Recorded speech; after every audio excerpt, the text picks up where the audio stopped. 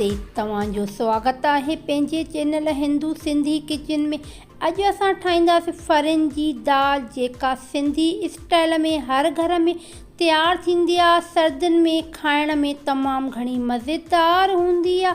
त हलो त हली तयारु कयूं मुंहिंजे स्टाइल में फरनि जी दाल।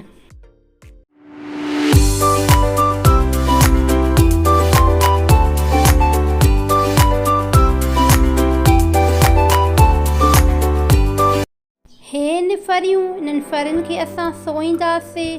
इन फरनि खे असां खाइण में त एतिरियूं डिलिशियस हूंदियूं आहिनि। इन जी सब्ज़ी कयूं असां, रस्ते थींदी आहे इन जी सब्ज़ी।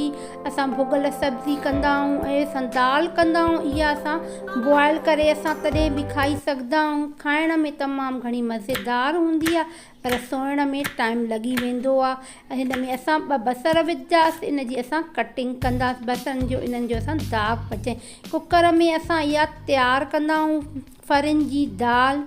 इन में असां केवी 2 असां गिहु विधोसीं। हाणे असां इन जो दाग पचाईंदासीं। इन बसर विझी करे असां फरनि जो असां दाग पचाईंदासीं, पर घणो तेज़ कलर असां न कंदासीं। ॾिठो तव्हां कहिड़ो असां कलर कयोसीं। हाणे असां इन में पाणी विझी असांजी बॉइल थींदी।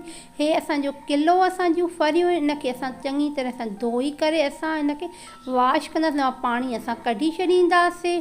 इन में असां 2 टमाटा, 2 सावा मिर्च, 1 असां इन में आलू विधा, जीअं इन में असांजी दाल में सुठे नमूने इन में बाइंडिंग थी वञे। ऐं इन सां आलू विझण सां असांजी दाल में टेस्ट वधीक अची वेंदी आहे। इन में ज़रूरु तव्हां 1 आलू विझो। इन में असां हिक महिल सभु विझी छॾींदासीं। इन में असां टमाटा विधासीं, दाल में सभु असां लूणु मिर्च हेठि असां इन में विधीसीं। इन में ॾिठो तव्हां असां सीटियूं ॼारायूंसीं, तक़रीबन 4 खां 5 सीटियूं लॻियूं, तॾहिं बि असांजी दाल न ॻरी आहे। असां ॿीहर असां इन में वरी सीटियूं ॼारायूं। असां मसालो विझी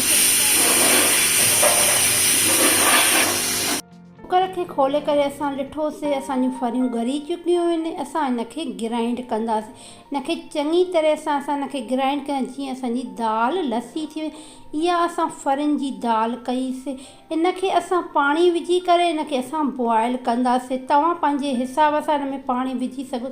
इहा दाल चांवरनि सां, इन सां आलूअ सां खाइबी आहे, त खाइण में तमामु घणी मज़ेदार लॻे। तव्हां बि ज़रूरु तयारु कजो, मूंखे ॿुधाइजो त तव्हांखे इहा कीअं लॻी। चांवर मां तव्हांखे न ॾेखारिया, दाल तयारु कई मां। इन जे मथां असां दाल विझंदासीं। तव्हांखे मुंहिंजी रेसिपी कीअं लॻनि थियूं, तव्हां मूंखे कमेंट कंदा। कहिड़ियूं रेसिपियूं मां तव्हांखे ॾेखारियां, तव्हां मूंखे कमेंट कंदा कयो। इन जे मथां असां हीअं दाल विझी करे आलू रखी करे बि खाईंदा आहियूं। हाणे पंहिंजी भेण खे इजाज़त ॾियो। यम्मी।